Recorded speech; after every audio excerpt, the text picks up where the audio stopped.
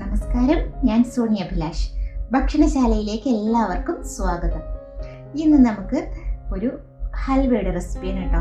അപ്പോൾ ഇപ്പോൾ നാട്ടിൽ എല്ലാവരുടെയും കയ്യിലുണ്ടാവും ഗോതമ്പ് നുറുക്ക് വെച്ചിട്ട് സൂപ്പർ ടേസ്റ്റിൽ അടിപൊളിയായിട്ടുള്ള ഒരു ഹൽവ നമുക്ക് എങ്ങനെ തയ്യാറാക്കിയെടുക്കാം. ഈസിയാണ് കേട്ടോ, പെട്ടെന്ന് ഉണ്ടാക്കിയെടുക്കാൻ പറ്റുന്ന ഒരു റെസിപ്പിയാണ്. എങ്ങനെ നമുക്ക് തയ്യാറാക്കിയെടുക്കാമെന്ന് നോക്കാം. അപ്പോൾ വീഡിയോ കണ്ട് ഇഷ്ടപ്പെട്ടാൽ ചാനൽ ഇതുവരെ സബ്സ്ക്രൈബ് ചെയ്യാത്തവർ ഒന്ന് സബ്സ്ക്രൈബ് ചെയ്തേക്കണേ. അതുപോലെ തന്നെ ലൈക്ക് ചെയ്യാനും ഷെയർ ചെയ്യാനും കമൻറ്റ് ചെയ്യാനും മറക്കരുത്. അപ്പം നമുക്ക് വീഡിയോയിലേക്ക് പോകാം.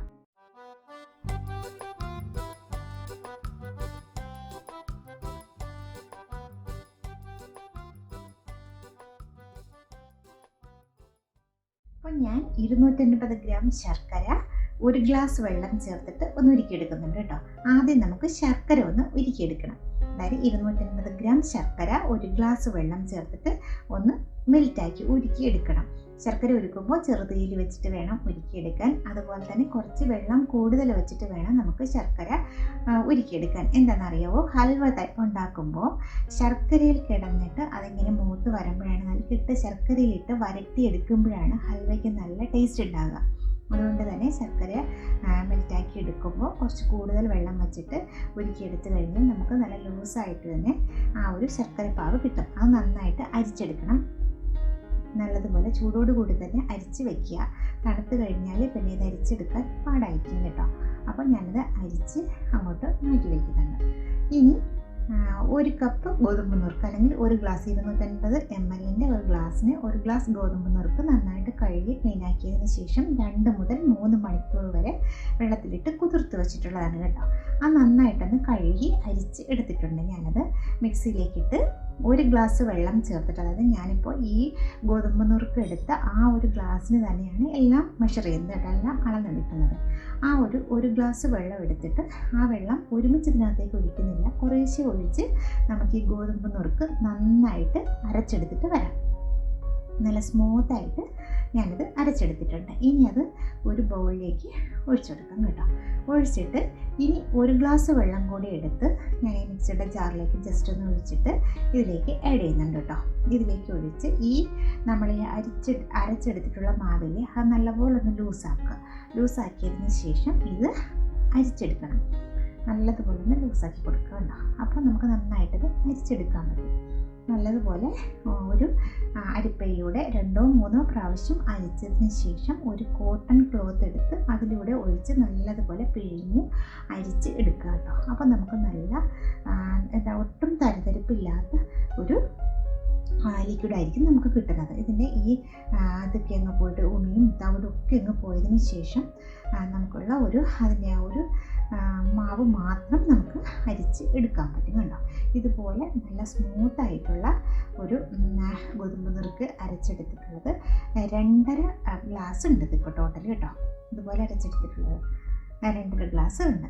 അത് നമുക്കൊരു പാത്രത്തിലേക്ക്, ഒരു കടായിലേക്ക് ഒഴിച്ചെടുക്കും. ഞാനിപ്പോൾ ഒരു സെറാമിക്കിൻ്റെ കടായി നല്ല ആഴമുള്ളൊരു പാത്രം വേണം നിങ്ങൾ എപ്പോഴും എടുക്കാൻ. ഇല്ലെങ്കിൽ ഇത് ഹൽവ ഇങ്ങനെ വരുമ്പോൾ പൊട്ടിത്തെറിച്ച് കയ്യിലേക്ക് വീഴാനുള്ള ചാൻസ് ഉണ്ട്.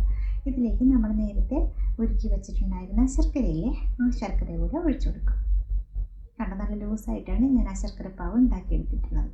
ഇതിലേക്ക് 1.5 കപ്പ് കോക്കനട്ട് മിൽക്ക്, തേങ്ങാപ്പാൽ, നല്ല തിക്കായിട്ടുള്ള നല്ല കട്ടിയായിട്ടുള്ള തേങ്ങാപ്പാലാണ് കേട്ടോ. തേങ്ങാപ്പാൽ എടുക്കുമ്പോൾ നല്ല ഉണങ്ങിയ തേങ്ങയുടെ പാൽ എടുക്കാൻ ട്രൈ ചെയ്യണം കേട്ടോ. നല്ല ഉണക്ക തേങ്ങയുടെ പാലാണെങ്കിൽ മാത്രമേ നമ്മൾ ഹൽവ ഉണ്ടാക്കി വരുമ്പോൾ ഇതിനകത്ത് നിന്ന് നല്ലതുപോലെ തിളച്ച് ആ ഓയിലേക്ക് ഇറങ്ങി വരത്തുള്ളൂ. ഇനി 1/2 ടീസ്പൂൺ ഏലക്ക പൊടിച്ചത്, 2 നുള്ള അല്ലെങ്കിൽ 1 നുള്ള ഉപ്പ്, ആ മധുരം ഒന്ന് ബാലൻസ് ചെയ്യാൻ വേണ്ടിയിട്ട് ഇതെല്ലാം കൂടി ചേർത്ത് നല്ലപോലെ മിക്സ് ചെയ്തതിന് ശേഷം വേണം നമുക്ക് ഫ്ലെയിം ഓൺ ആക്കാൻ. നല്ലതുപോലെ ഒന്ന് മിക്സ് ചെയ്തതിന് ശേഷം തീ ഓൺ ആക്കിയിട്ട് കണ്ടിന്യൂസ് ആയിട്ട് ഇളക്കി കൊടുക്കുക കേട്ടോ.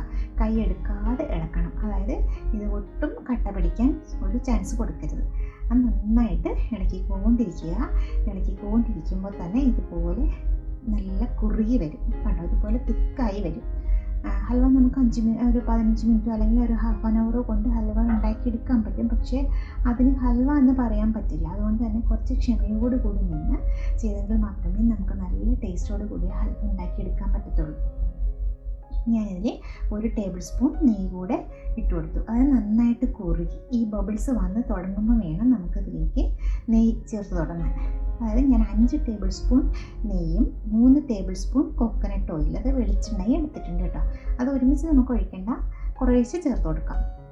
ഇടയ്ക്കിടയ്ക്ക് ഇതുപോലെ നന്നായിട്ട് കുറുകി വരുമ്പോൾ വേണം നമുക്ക് ഈ നെയ്യും ഓയിലും ചേർത്ത് കൊടുക്കാൻ. നെയ്യിലും ഓയിലും കിടന്ന് നന്നായിട്ട് ഇങ്ങനെ വരട്ടിയെടുക്കണം. അപ്പോഴേ നമുക്ക് ഹൽവ നല്ല കറക്റ്റായിട്ടുള്ള ടെക്സ്ചറിൽ, അതായത് നമ്മൾക്ക് പുറത്തുനിന്ന് വാങ്ങുന്ന ഹൽവ എന്ന് പറയാൻ പറ്റില്ല, അതിനേക്കാൾ ടേസ്റ്റിലുള്ള ഹൽവ നമുക്ക് എൻ്റെ അമ്മയ്ക്ക് ഓണത്തിന് അല്ലെങ്കിൽ അമ്മ ഉള്ളപ്പോൾ ഉണ്ടാക്കി തരുന്ന ആ ഒരു ഹൽവയുടെ ടേസ്റ്റൊന്നും പുറത്തുനിന്ന് വാങ്ങുന്ന ഹൽവയ്ക്ക് ഉള്ളതായിട്ട് എനിക്ക് തോന്നിയിട്ടില്ല. അതുകൊണ്ടാണ് ഞാൻ അങ്ങനെ പറഞ്ഞത് കേട്ടോ. ഇതിലേക്ക് 1 ടേബിൾ സ്പൂൺ പഞ്ചസാര കൂടി ചേർത്തു. നല്ലൊരു ടെക്സ്ചർ കിട്ടാൻ വേണ്ടിയിട്ടാണ് ഇച്ചിരി പഞ്ചസാര കൂടി ആഡ് ചെയ്യുന്നത് കേട്ടോ. ഇനി വീണ്ടും നമുക്ക് കുറേശ്ശെ നെയ്യ് ചേർത്ത് കൊടുക്കാം.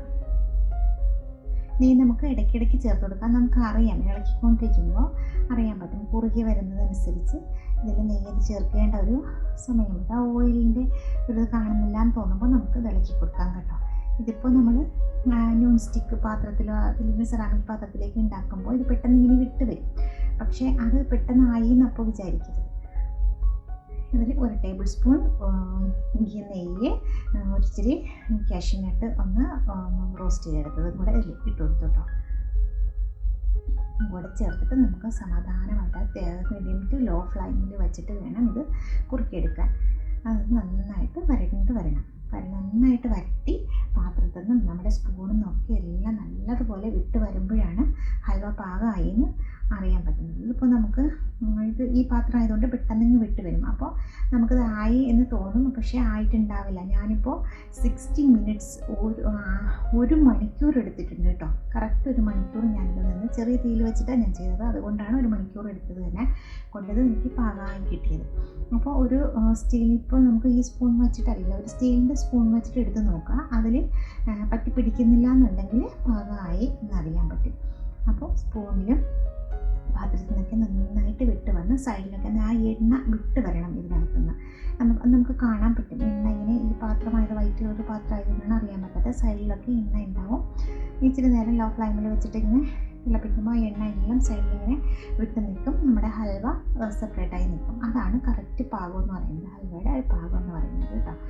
അപ്പോൾ ഇതുപോലെ നന്നായിട്ട് ഇതിപ്പോൾ ഞാൻ നീക്കിയെടുക്കുന്നു. എന്നിട്ട് 2 സ്പൂൺ വെച്ചിട്ട് ഇങ്ങനെ കോരി എടുത്തത് ക്യാമറയിൽ വന്നിട്ടില്ല തോന്നുന്നു കേട്ടോ. ഞാൻ ടെസ്റ്റ് ചെയ്ത് നോക്കിയത്. അപ്പോൾ ഒട്ടും പിടിക്കുന്നില്ല എന്ന് ഉറപ്പുവരുത്തിയതിന് ശേഷമാണ് ഞാൻ ഫ്ലെയിം ഓഫാക്കിയത്. ഇനി ഒരു സ്റ്റീലിൻ്റെ ട്രേയിലേക്ക് ഒന്ന് ഗ്രീസ് ഓയിലൊന്ന് അല്ലെങ്കിൽ നെയ്യൊന്ന് പുരട്ടി കൊടുത്തിട്ട് നമ്മുടെ ഹൽവേനെ അതിനകത്തേക്ക് ഇട്ട് കൊടുക്കാം. ഇട്ടിട്ട് നല്ലതുപോലെ ഒന്ന് നിരത്തി വയ്ക്കാം എന്ന് പറഞ്ഞാൽ നല്ലതുപോലെ നിരത്തിയതിന് ശേഷം നന്നായിട്ടൊന്നിങ്ങനെ അമർത്തി വെക്കണം കേട്ടോ. അതിനകത്ത് നല്ലതുപോലെ അമർത്തി വെച്ചെങ്കിൽ മാത്രമേ നമുക്കത് കട്ട് ചെയ്യുമ്പോൾ നല്ല സ്മൂത്തായിട്ടിരിക്കത്തുള്ളൂ. നല്ലതുപോലെ സെറ്റാക്കി എടുക്കാം. ഇത് ഓവർനൈറ്റ് വെച്ച് കഴിയുമ്പോഴേ കറക്റ്റ് പറഞ്ഞാൽ സെറ്റായി വരത്തുള്ളൂ കേട്ടോ. ഞാനിപ്പോൾ ഓവർനൈറ്റ് വെച്ച് പിറ്റേന്ന് രാവിലെയാണ് എടുക്കുന്നത്. കൊണ്ട് നല്ല സ്മൂത്തായിട്ടുള്ള നല്ല സോഫ്റ്റായിട്ടുള്ള അടിപൊളിയായിട്ടുള്ള ഹൽവ റെഡി ആയിട്ടുണ്ട്.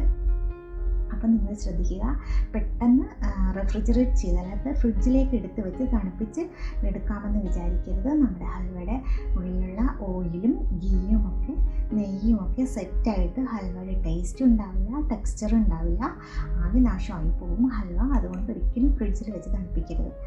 അപ്പോൾ ഇന്നത്തെ റെസിപ്പി നിങ്ങൾക്ക് ഇഷ്ടമായെങ്കിൽ ഒന്ന് ട്രൈ ചെയ്ത് നോക്കണേ. അടുത്തൊരു റെസിപ്പിയുമായി നമുക്ക് വീണ്ടും കാണാം. Thank you.